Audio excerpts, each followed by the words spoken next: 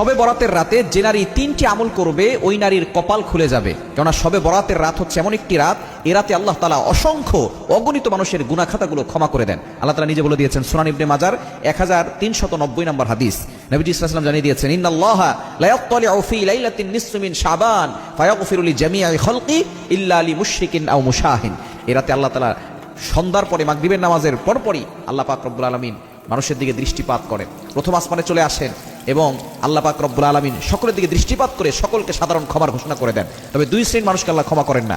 এক নম্বর হচ্ছে যারা মুশরিক, আল্লাহর সাথে শিরিক করে। দ্বিতীয় নম্বর যারা মুশাহিন, যারা আল্লাহর সাথে হিংসা করে, মানে কারোর সাথে হিংসা পোষণ করে, এদেরকে আল্লাহ তাআলা ক্ষমা করেন না। এজন্য এই দুইটি কোয়ালিটি থেকে আমাদেরকে দূরে সরে আসতে হবে এবং নারীরা, মা বোনরা 3টা কাজ করবে।